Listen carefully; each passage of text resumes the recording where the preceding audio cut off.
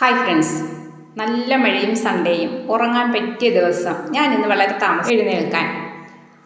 ഇന്നിവിടെ ബ്രേക്ക്ഫാസ്റ്റിന് ചപ്പാത്തിയും മുട്ടക്കറിയായിരുന്നേ. ഞാൻ മുട്ടക്കറി ഉണ്ടാക്കുന്നത് ഭയങ്കര ഈസിയാണ്. സവാളയും മഞ്ഞൾപ്പൊടിയും മുളക് പൊടിയും മാത്രം മതി. നല്ല ടേസ്റ്റാണ് കേട്ടോ. വേണമെങ്കിൽ ഗരം മസാല ചേർക്കാം. അതിനുശേഷം ചപ്പാത്തി ഉണ്ടാക്കി ബ്രേക്ക്ഫാസ്റ്റ് കഴിച്ചു. ഇത് പൊന്നാങ്കണ്ണി ചീര ഇന്നലെ കഴക്കൂട്ടത്തിൽ നിന്ന് വന്നപ്പോൾ കൊണ്ടുവന്നു. ഇതൊന്ന് കഴുകി വൃത്തിയാക്കുന്ന കാര്യം വലിയ ബുദ്ധിമുട്ടാണ്. ഞാൻ വെള്ളത്തിൽ കുറേ സമയം താഴ്ത്തി വെച്ചു. അതിനുശേഷം 7-8 പ്രാവശ്യം വരെ ഞാൻ കഴുകിയെടുത്തിട്ടുണ്ട്.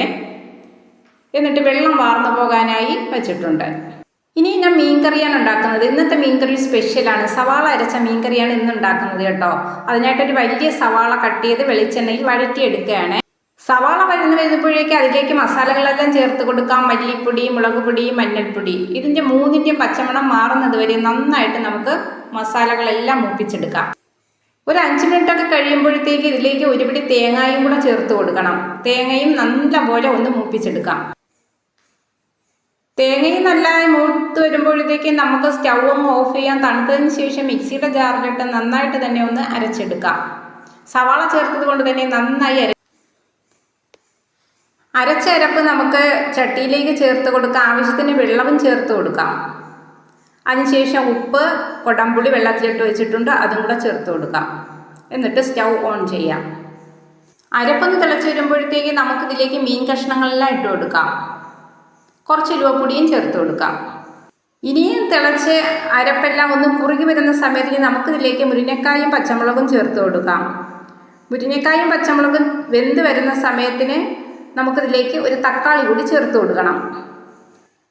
1-2 മിനിറ്റ് കൊണ്ട് തന്നെ തക്കാളിയും വെന്ത് അരപ്പെല്ലാം കുറുകി നല്ല ഭംഗിയായിട്ടുള്ള ഒരു മീൻകറി നമുക്കിവിടെ റെഡിയായി കിട്ടും.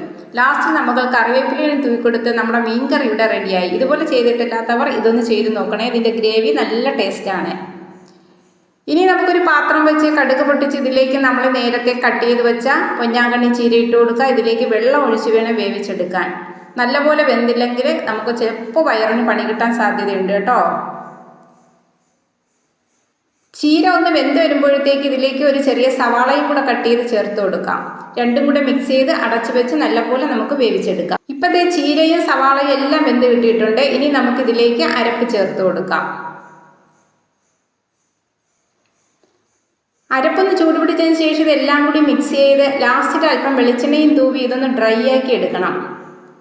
അപ്പോൾ നമ്മുടെ പൊന്നാങ്കണ്ണി ചീരത്തോരൻ ഇവിടെ റെഡിയായി കിട്ടും. അതിനുശേഷം ഞാൻ ഇവിടെ ഒരു അല്പം എരിശ്ശേരി ഉണ്ടാക്കിയിട്ടുണ്ട്. കുറച്ചേ ഉണ്ടാക്കിയിട്ടുള്ളൂ കേട്ടോ. അപ്പോൾ ഇതെല്ലാം ആയപ്പോൾ നമ്മുടെ ഉച്ചയൂണിവിടെ റെഡി ആയിട്ടുണ്ട്. ഇഷ്ടമായെങ്കിൽ ലൈക്ക് ചെയ്യുക. മറ്റൊരു വീഡിയോയുമായി വീണ്ടും വരാം. Bye bye.